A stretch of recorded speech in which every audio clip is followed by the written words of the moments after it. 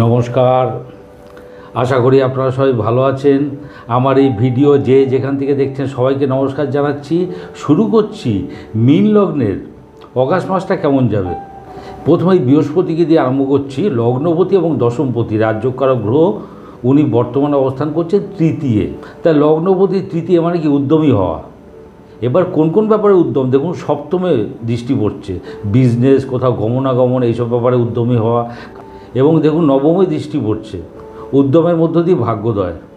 দেখুন একাদশে দৃষ্টি পড়ছে, মকরে, উদ্যমের মধ্য দিয়ে প্রাপ্তি, এই ব্যাপারগুলো হচ্ছে।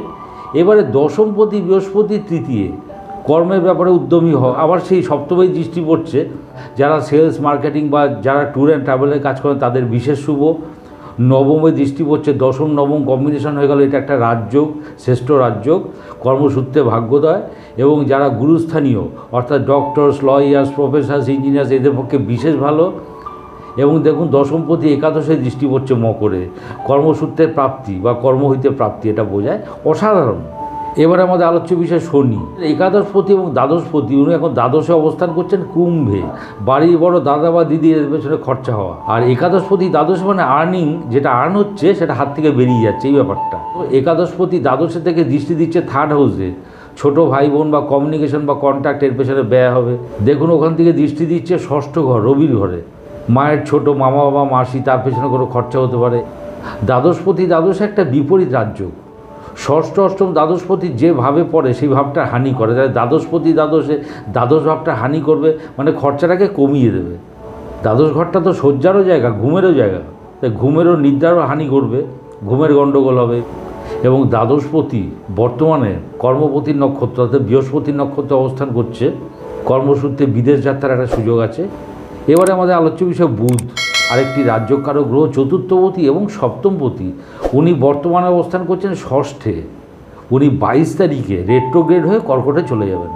এবারে চতুর্থপতি ষষ্ঠে, মানসিকতা বিভিন্নভাবে বিঘ্নিত হবে, লেখাপড়ার ক্ষেত্রে অমনোযোগিতা বা লেখাপড়ার ক্ষেত্রে ডিস্টারবেন্স হবে, বন্ধুবান্ধবের সঙ্গে মতানৈক্য হতে পারে, বিজনেসে প্রবলেম হতে পারে। দেখুন দ্বাদশে দৃষ্টি পড়ছে খরচাপত্র নিয়ে, কোথাও গমনাগমন যাত্রা, সেখানেও খরচাপত্র নিয়ে কোনো প্রবলেম হতে পারে। মোট কথা দৃষ্টিটা দ্বাদশে পড়ছে, এক্সপেন্স নিয়ে কোনো প্রবলেম। কিন্তু আফটার 22 অগাস্ট বুধটা চলে যাচ্ছে রেট্রোগ্রেড কর্কটে, তখন দেখুন ওটা হচ্ছে পঞ্চম স্থান। তাহলে কী হলো, চতুর্থপতি পঞ্চমে, বিদ্যাস্থানে নিজের মেধা নিজের মেরিটের পরিচয় দেবেন। এবং দেখুন ওখান থেকে 11th হাউসে দৃষ্টি পড়ছে, প্রাপ্তি, গেইন করবেন, বন্ধুবান্ধব বা গৃহবাড়ির থেকে কিছু গেইন করতে পারেন, এই ব্যাপারটা। এবারে সপ্তমপতি পঞ্চমে, কারোর সঙ্গে ভাব ভালোবাসার সম্পর্ক গড়ে উঠতে পারে। 7th লর্ড পঞ্চমে মানে বিজনেসে গ্রোথ হবে। পঞ্চম স্থানটা হচ্ছে হাউস অফ গ্রোথ, নারিশমেন্ট, এগুলোর জায়গা। এবং দেখুন 11th হাউসে দৃষ্টি পড়ছে, ওখান থেকে প্রাপ্তি হবে। যারা কোনো প্রোডাক্টিভ বিজনেস করেন বা যারা কোনো প্রোডাকশন হাউসের সঙ্গে যুক্ত, সেই সব বিজনেসগুলো খুব ভালো হবে। এবং পঞ্চম স্থান থেকে আমরা আরেকটা জিনিস দেখি, দেবভক্তি, ঈশ্বরভক্তি। দেবভক্তি, ঈশ্বরভক্তির প্রকাশ, এবং সেই জন্য কোথাও আধ্যাত্মিক স্থানে গমন করায়। এবার আমাদের আলোচ্য বিষয় মঙ্গল। মঙ্গল কি দ্বিতীয়পতি এবং নবমপতি, তিনি বর্তমানে অবস্থান করছেন বৃষে।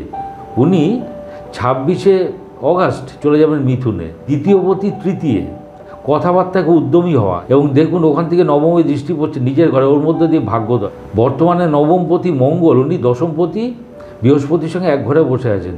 যেটা বললাম কর্মসূত্রে ভাগ্যোদয়, একটা শ্রেষ্ঠ রাজ্য।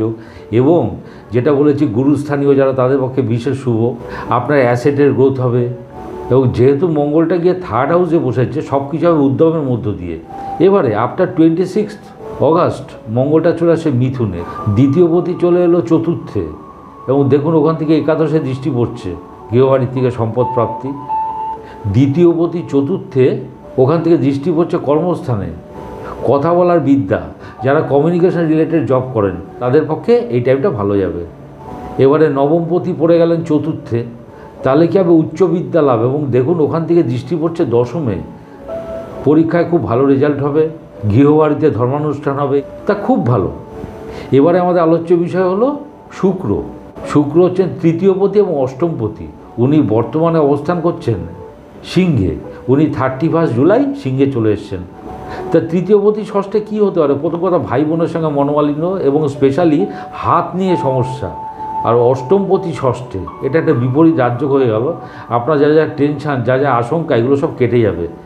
এবারে আফটার 25 অগাস্ট শুক্রটা চলে আসছে সপ্তমে, তাহলে কী হতে পারে, জেনিটাল অর্গান কিংবা সুগার সংক্রান্ত কোনো প্রবলেম হতে পারে। বাণিজ্য বা বিজনেসের জায়গায় নিজের উদ্যমের প্রকাশ, নতুন কোনো বিজনেসের কন্ট্যাক্ট আসতে পারে, নতুন যোগাযোগ এবং নতুন কোনো সম্পর্ক গড়ে উঠতে পারে।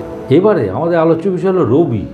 রবি বর্তমানে রয়েছেন কর্কটে, 16 অগাস্ট চলে আসবেন সিংহে।